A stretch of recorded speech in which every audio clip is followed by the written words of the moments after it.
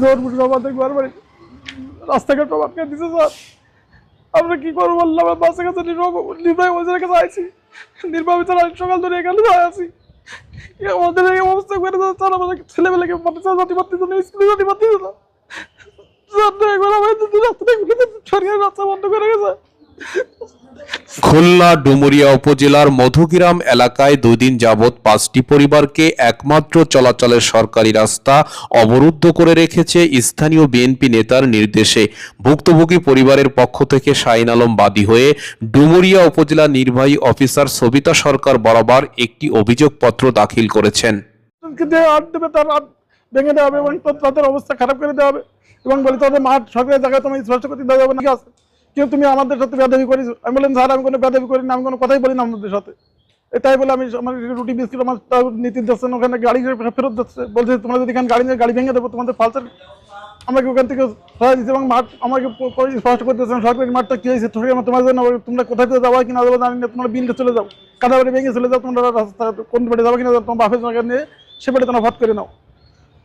জানা গেছে উক্ত ঘটনায় বিবাদী আবু দাউদ সর্দার পিতা হরমুজ আলী সর্দার, জিন্নাত সর্দার পিতা মৃত আব্দুল খালেক সর্দার, হাফিজুর রহমান সর্দার পিতা মৃত খালেক সর্দার সর্বসং মধুগ্রাম থানা ডুমুরিয়া খুলনার নেতৃত্বে ভুক্তভোগী পরিবারের মধ্যে শাহিন সর্দার পিতা রেজওয়ান সর্দার, খলিল সর্দার, জাফর সর্দার সহ 5টি পরিবারকে একমাত্র চলাচলের রাস্তা নেট বাঁশ বড়ই কাটার বেড়া দিয়ে সরকারি ইটের রাস্তা অবরুদ্ধ করে রাখার অভিযোগ তুলেছেন স্থানীয় বিএনপি নেতা সাবেক চেয়ারম্যান আমানুল্লাহ গাজীর বিরুদ্ধে, যে হুমকি দিয়ে ভুক্তভোগী পরিবারকে বলেছে নেটের পাশে আসলে তোদেরকে দেখে নেওয়া হবে।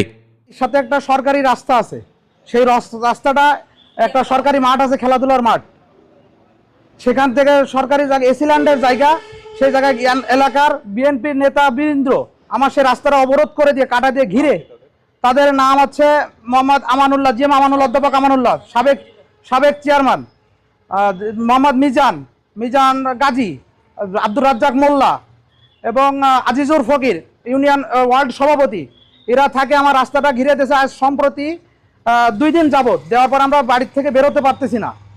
ইতিমধ্যে সকালবেলায় যে আমাদেরকে ঘুম থেকে ডেকে উঠাইছে আমানুল্লাহ চেয়ারম্যান, সাবেক চেয়ারম্যান, ডেকে আমাকে গ্রাম পুলিশ দিয়ে সে বলতেছে তুই এই নেটের বেড়ার বাইরে আসবি না, নেটে হাত দিলে তোর অবস্থা অন্যরকম হবে, তুই বিল দিয়ে যাবি কি খাল দিয়ে যাবি সেটা আমরা দেখবো না। আনুমানিক 4-5 মাস পূর্বে একই রাস্তায় বাধা বা ঘেরাও করলে রোদাঘরা 3 নং ইউনিয়নের 8 নং ওয়ার্ডের মেম্বার ফেরদৌস রহমান খান ভুক্তভোগী শাহিন আলমের নিকট হতে 25,000 টাকা গ্রহণ করে উক্ত রাস্তায় কোনো প্রকার বাধা সৃষ্টি করবে না এই মর্মে। কিন্তু ঘটনায় উল্লেখ থাকে উক্ত রাস্তাটি সরকারি খাস জমির উপর দিয়ে নির্মিত। সেক্ষেত্রে একজন ইউপি সদস্য সরকারি রাস্তায় চলাচলের ক্ষেত্রে 25,000 টাকা কিভাবে ভুক্তভোগী পরিবারের নিকট হতে পেশি শক্তির বলে গ্রহণ করেছিল, যা আইনিভাবে জবাব কোথায়? সরকারি রাস্তা বা সরকারি জমি ব্যক্তি মালিকের নিকট ক্রয় বিক্রয়ের ক্ষেত্রে একজন ইউপি সদস্য কতটা ক্ষমতা রাখে? জি, অবরোধ করে দিয়েছিল। এখানে আমাদের ইউনিয়নের মেম্বার, রানিং মেম্বার জনাব ফেরদৌস রহমান খান 6 মাস আগে আমাদের রাস্তাটা অবরোধ করে দেয়। দেওয়ার আগে আমাদের কাছ থেকে 25,000 টাকা জিম্মি করে নিছে। নেওয়ার পরে বলছে চাঁদা হিসেবে নিছে, এটা বলছে মাঠ মাপি, এই জায়গায় মাঠে শুধু একা আমার জমি না, মেম্বার নিছে ফেরদৌস রহমান খান আর ওয়ার্ড মেম্বার, তার কাছে টাকা দেওয়ার পরে তারপরে আমাদের রাস্তা খুলে দিয়েছে, বলেছে মনে করো আন্দাজ করো তোমরা রাস্তাটা কিনে নিছো। 2 দিন যাবৎ 5টি পরিবার গৃহবন্দী হয়ে আছে, যেখানে শিশু, কিশোর, যুবক, প্রবীণ সকলেই উক্ত চলাচলের একমাত্র রাস্তা অবরুদ্ধ হওয়াতে ছেলেমেয়েদের লেখাপড়া, দৈনন্দিন কর্মকাণ্ডের কার্যক্রম বাধাগ্রস্ত হয়ে পড়েছে। জানা গেছে বাদী শাহিন আলমের 30টি গাভীর দহনকৃত 3 মণ দুধ একমাত্র চলাচলের রাস্তা বন্ধ হওয়াতে এবং তীব্র গরমে খাদ্য অনুপযোগী হয়েছে, যার ফলে আনুমানিক ক্ষতির পরিমাণ প্রায় 7,500 টাকা। একই স্থানে নির্মিত প্রোপাইটার খলিল সর্দারের আম্মাজান বেকারির একমাত্র চলাচলের রাস্তা 2 দিন যাবৎ বন্ধ থাকায় 60,000 টাকার বেকারি খাদ্য সামগ্রী পচন ধরেছে। এমতো অবস্থায় পরিবারের কোমলমতি শিক্ষার্থীরা, শিশু বিরুদ্ধ সকলেই মানবেতর জীবনযাপন করছে। তোমার নাম কি? আব্দুল্লাহ। তোমাদের রাস্তা ঘিরে দিছে? জি। কে ঘিরে দিছে? মাতব্বরেরা। আচ্ছা, তোমরা কি স্কুলে যেতে পারছো না? না। সমস্যা হচ্ছে যেতে? জি। রাস্তা দিয়ে পুরোপুরি ঘিরে দিছে, তাই তো? রাস্তা দিয়ে যেতে পারছো না? না। মাতব্বরের নেতৃত্বে করেছে। নাম জানো তাদের? হ্যাঁ, নাম জানি। মিজান, দাউদ, রাজ্জাক, হাফিজুর, জিন্নাত, শামসুর, আর কে? আর আমার আমানুল্লাহ চেয়ারম্যান। ওনারা থেকে আপনাদের এই রাস্তা আটকাইছে। জি জি।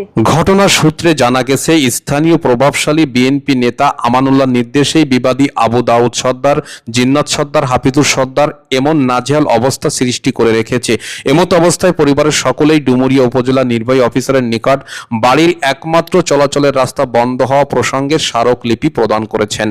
আসসালামু আলাইকুম। আমি ভ্যান চালাকাই প্রতিদিন 2 কেজি চাল কিনে খাই, আমার ভ্যানটা বাড়িতে বের করতে পারতেছি না। ওয়ার্ডের চেয়ারম্যান রাস্তা ঘিরে দিয়েছে নেট দিয়ে, নেটে দাঁত দেবে, তার অবস্থা খারাপ আছে। কে সে কে? আমানুল্লাহ চেয়ারম্যান। উক্ত বিষয়কে কেন্দ্র করে বিএনপি নেতা সাবেক চেয়ারম্যান প্রভাষক আমানুল্লাহর সাথে মুঠোফোনে কথা বলে ঘটনার সত্যতা জানতে চাইলে তিনি বলেন, আমি এ ব্যাপারে পুরোপুরি সবকিছু জানি না, তবে এই জমিজমা সংক্রান্ত বিষয়টি দীর্ঘ বিরোধের ব্যাপার যা 40 বছর ধরে চলমান রয়েছে। আমরা এ সকল বিষয় নিয়ে একের অধিকবার সালিশ মীমাংসা করেও কোনো ফল বয়ে আসে নাই। স্থানীয় আপামর জনগণের সাথে কথা বলে জানা যায়, ভুক্তভোগীদের একমাত্র চলাচলের রাস্তাটি সরকারি রাস্তা হিসেবেই আমরা জানি, কিন্তু পেশি শক্তির বলে ভুক্তভোগী পরিবারের আপন ভাইরা মিলে স্থানীয় বিএনপি নেতাকর্মীদের সহযোগিতায় এমন ঘৃণিত কাজ করেছে যা সমাজের চোখে সকলেই নিন্দা জানিয়েছেন। কেননা কোনো মানুষের চলাচলের রাস্তা বন্ধ করে দেওয়া মানেই সর্বোচ্চ মানবাধিকার লঙ্ঘন করার সমান, যা আইনের চোখে দণ্ডনীয় অপরাধ। এ ব্যাপারে অতি শীঘ্রই প্রশাসনকে যথাযথ ব্যবস্থা গ্রহণের মধ্য দিয়ে ভুক্তভোগীদের একমাত্র চলাচলের রাস্তা উন্মুক্ত করলেই আইনের শাসন প্রতিষ্ঠিত হবে।